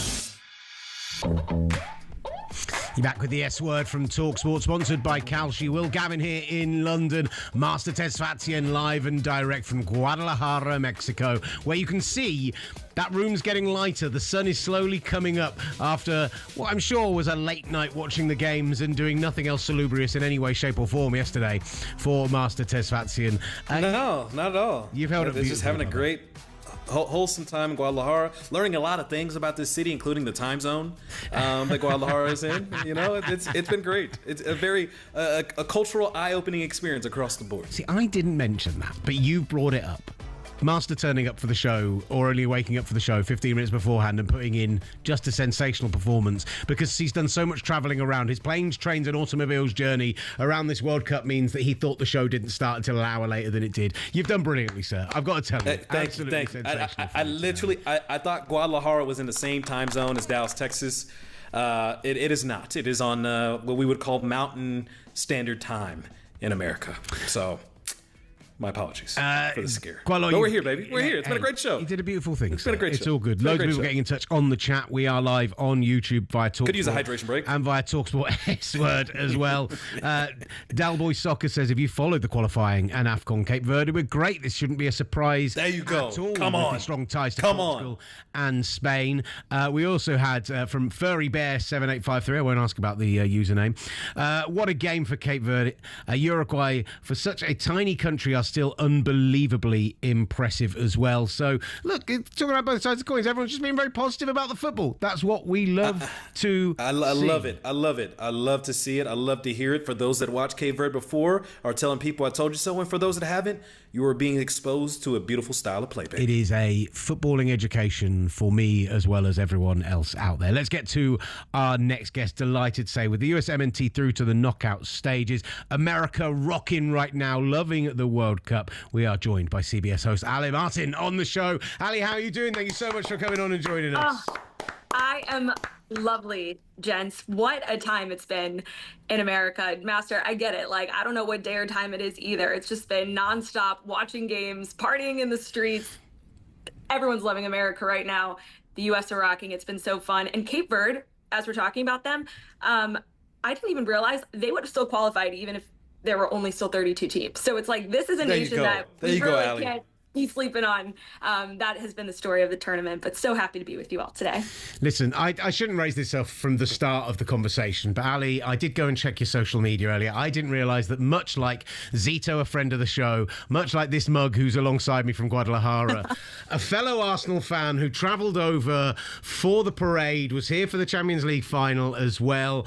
What suckered you into being a fan of that particular half of North London? So before I moved to New York City a few years back, I lived in Kansas City, which is smack dab in the middle of America. And I would always watch a lot of football, soccer, whatever you want to call it. But I didn't have like an allegiance to any particular team. So this was about 6 years ago now. And my husband is also a big Arsenal fan. And fortunately, in Kansas City, the KC Gooners have such a large footprint, and there's so many fans that, like, you know, other colleagues and friends of mine, and I started going to the watch parties. And it was kind of like at the time that Arsenal was really starting to like gain some momentum. Or they were kind of, you know, getting ready to come out of like what was, you know, the average 7th, 8th place finish. We can call it hibernation. That's what it was, yes, Aly. Exactly. It was just a little hibernation. So I like to say, like, I didn't join as a true bandwagoner, but honestly, for me, it was just in large part community, and you just kind of have those moments where you're watching with friends and people that you love, and you just start to bond over those, and then as a result your fandom grows as well. So that's how I became an Arsenal fan, and oh my gosh, it was so incredible. Even though they lost the Champions League final, to be in London watching. We were at a pub, I forget what it was called, maybe a few too many drinks for me on the day, but it was right near Highbury, and it was just so incredible to be there with fellow Arsenal fans. We had so much fun celebrating that Kai Havertz goal is a moment I will never forget. We don't need to talk about what happened after that, but I mean, drinks hitting the ceiling, drenching me. I'm only 5 feet tall, so everyone jumping up. I was like showered in beers and all the things, but it was so much fun. Aly, you speak about the community as well in that, and also, I'd be remiss not to ask. Obviously, your uncle played for the U.S. men's national team and was a captain as well at one point for U.S. qualifiers. I've always wanted to ask you this in terms of that connection, and does it feel extra special seeing the U.S. men's national team doing well as the host nation for this World Cup for you?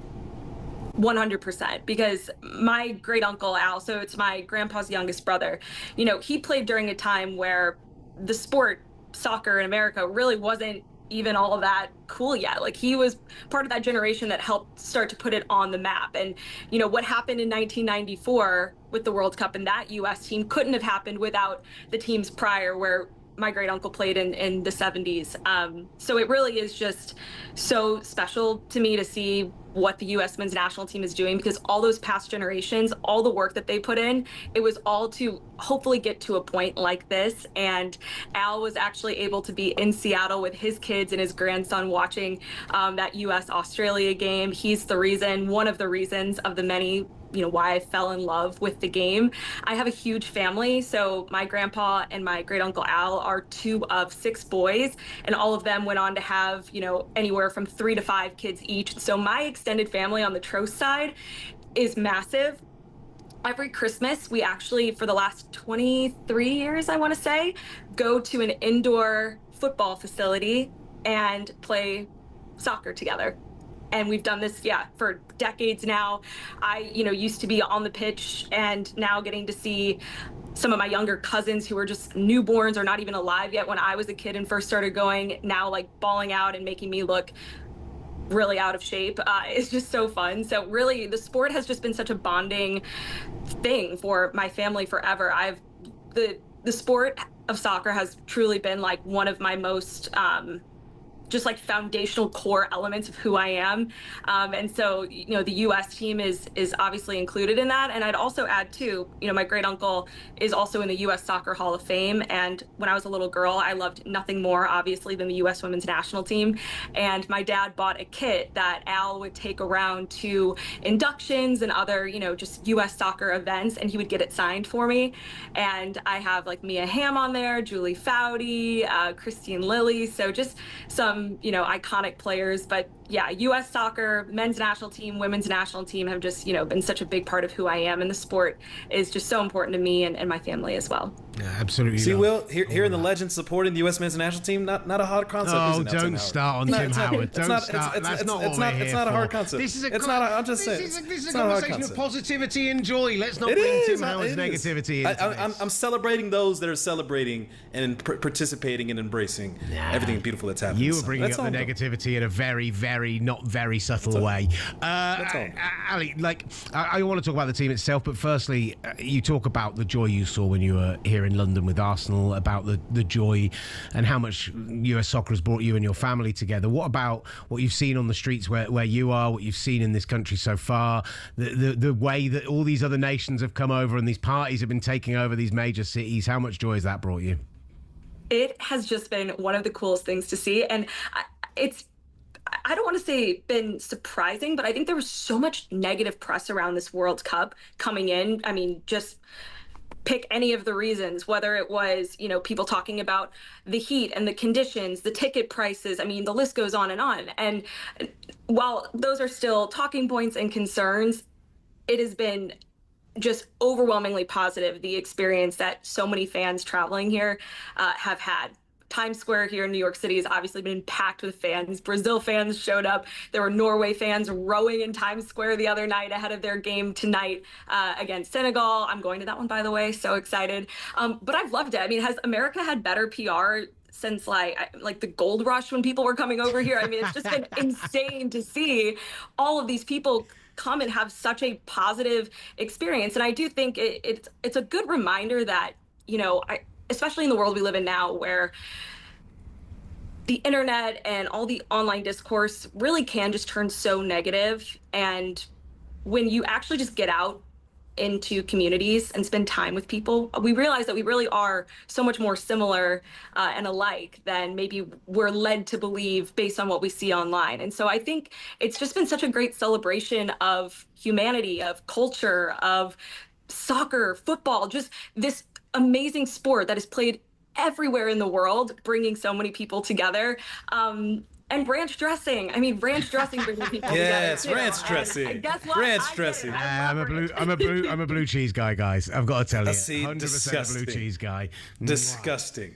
You're talking to someone from Kansas City. You're talking about from someone from Dallas. Okay, ranch all the way. I'm sorry. So Northeast. So barbecue number 1 and barbecue number 2, but which way around are they? That's the big question.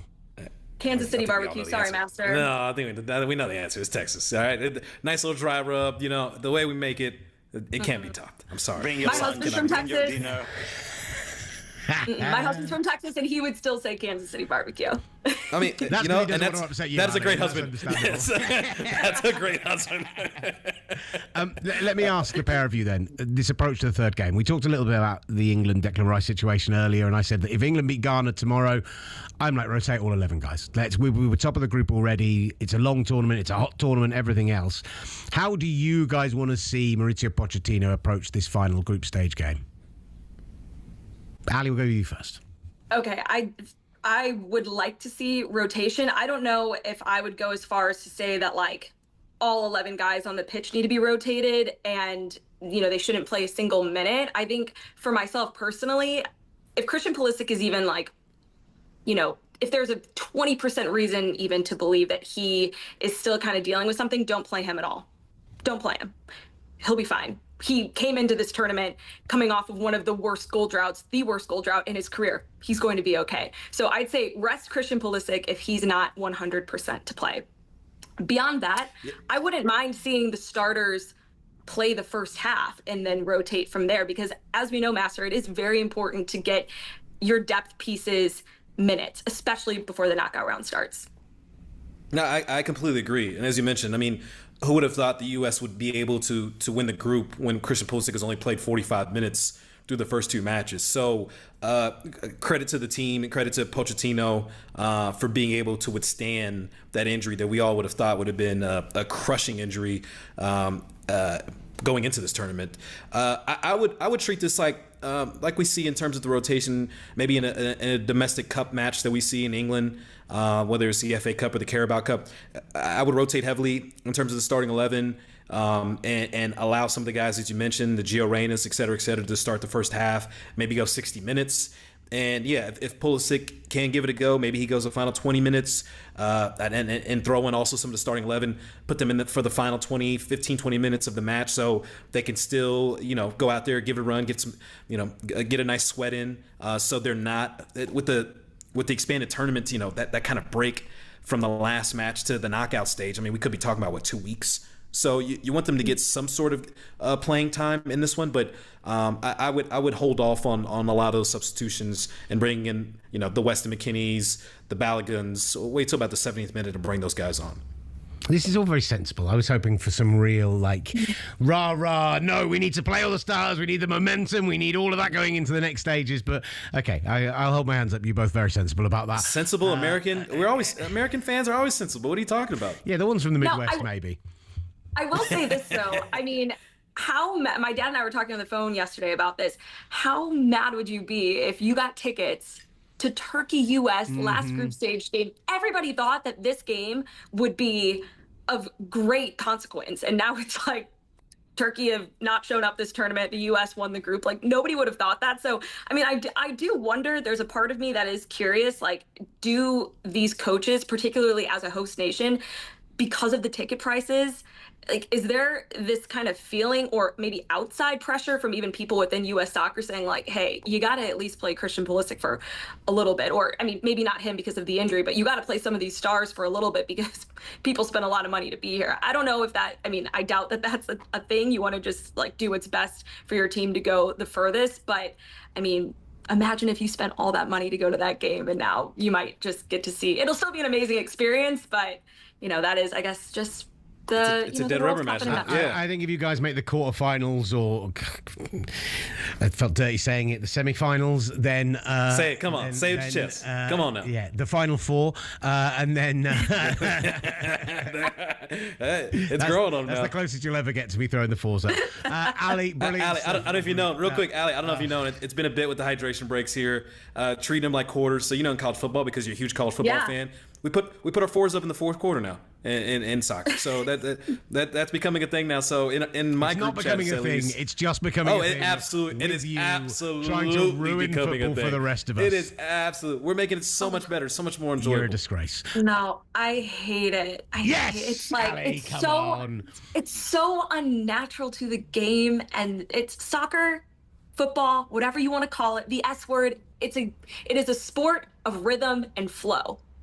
That's not how basketball is. That's not how football is. But that is how, or American football, I should say. That is not how football, soccer is supposed to be played. And unfortunately, Fox is making way too much money. We're going to start to see this all over the place, and it breaks my heart. Are we not seeing great matches? Are we not seeing great matches? Are we not considering this one of the best group stages we've ever seen? Yeah.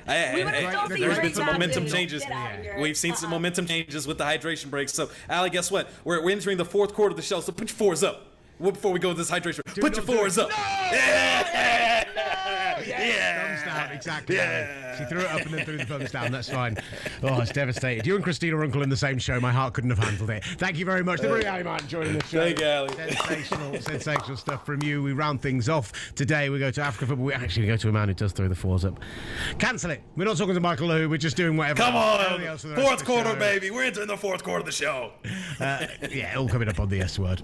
Oh, look, football. From the touchline to the terraces, talkSPORT presents the S word.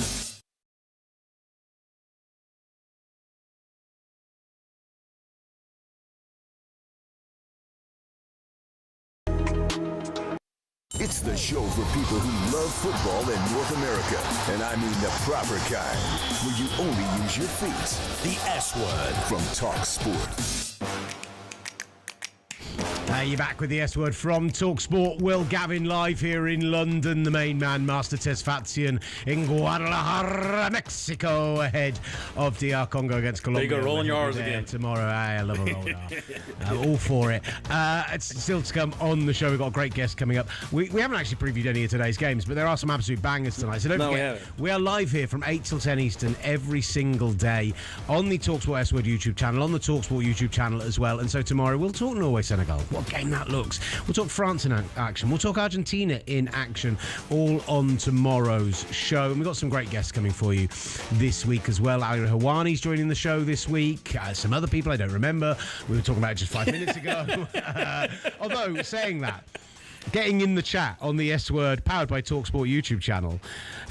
The latest message is from a Felipe Cardenas. I am the one and only best guest on this show. Ooh. Getting up in the chat and making this claim. And I think our next guest might have a little bit to say about that, because he is one of our absolute favourites. To talk about Cape Verde, to talk about Egypt, the wonderful Michael is with us. Exactly. You tell him. He's going to be on the text to Felipe immediately after this. I can feel it already. Michael, thank you so much for joining the show. How are you, brother? Man. It's good to be on Felipe. I've got his number on speed dial. I'm going to hit him up after the show. I might even DM him. I might get all of Cabo Verde to go after him. And speaking of ours, Cabo Verde. Hey, I got a surprise for you guys. Look at that. Look at the kid. Look at the kid. See, Will, that's why these two are in great contention for our favorite guests, because they get our show. They're coming in with incredible kits. They get the vibes, and they come in so informed, so knowledgeable, blessing our fan base. It's such a boring T-shirt today. I need to actually mix it up. This is poor from me. I apologise. Yeah, but it's also, you're very consistent. I'll say that much. Dull. I'm consistently dull. Wonderful. How British of me. Like the weather here. Awful. Let's start off with Cape Verde because, Michael, I held my hands up at the beginning of this show today and I said, listen, after watching them have a wonderful performance against Spain, but a very defensive performance, I was concerned that was going to be the peak moment. They came out against Uruguay and they took it to them and they played great attacking football. They played in the transitions. Genuinely, Cape Verde brought the party last night, and I thought that was one of my favourite games of the tournament so far.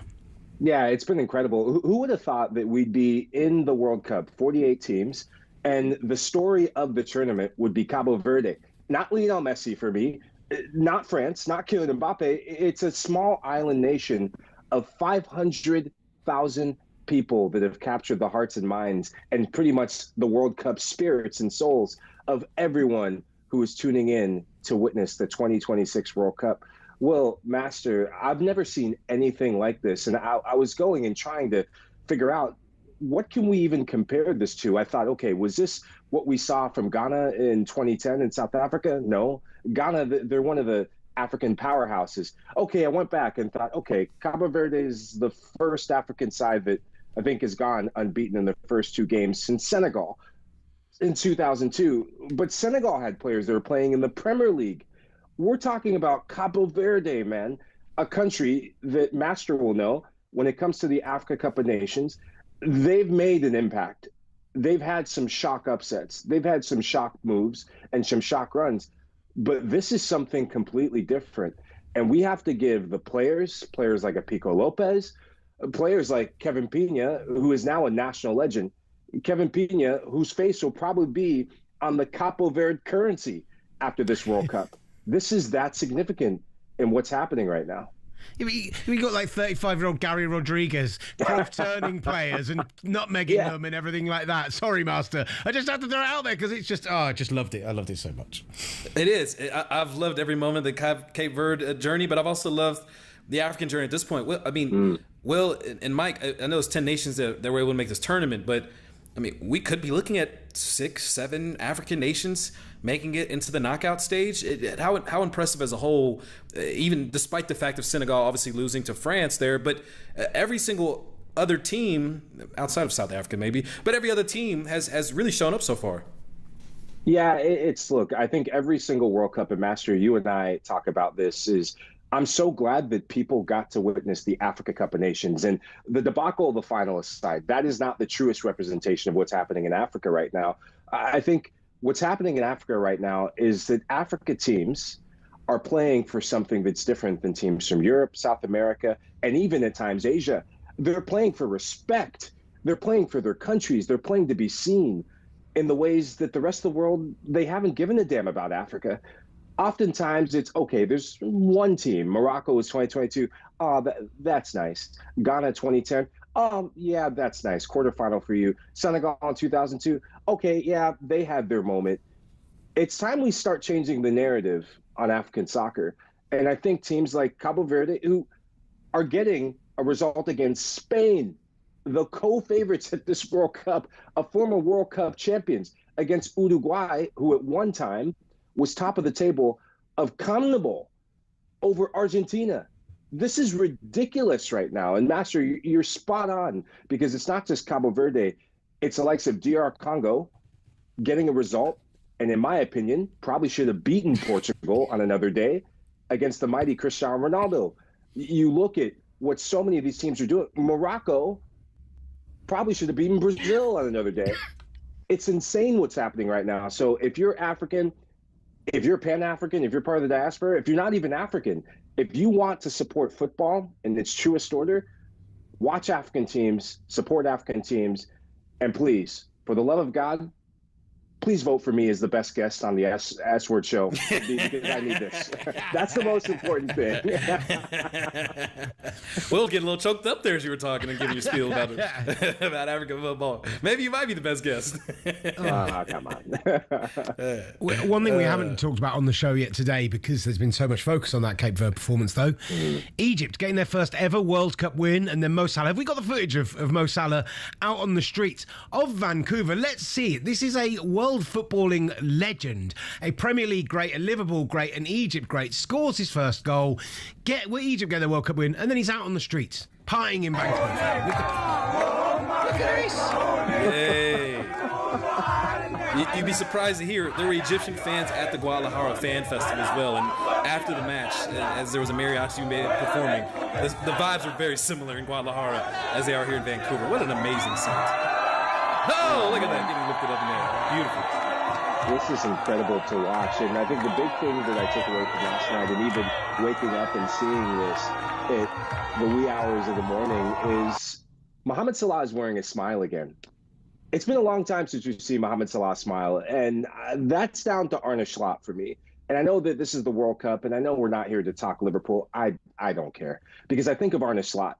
And I just think of Mohamed Salah rediscovering that smile on his face, rediscovering that love for football again is everything. And Egypt is going to be the biggest beneficiary of this moment and of his legacy. To think that Egypt, who have been the standard bearers in Africa, they've won 7 AFCON titles, which is the standard right now in Africa. No other team comes close. I think maybe Cameroon comes close to that with maybe 5. Mm-hmm. But to see Mohamed Salah elevate his game in the second half, Master, to see the likes of Imam Ashur look up to him, to see the likes of a player that we will probably be talking about at this World Cup and beyond, and Mustafa Ziko, who I thought was outstanding yet again, especially in the second half. All these players look up and they need a reference point. And Mohamed Salah is surpassing becoming just a legend. I think we refer to him as a Liverpool legend, as an Egyptian legend.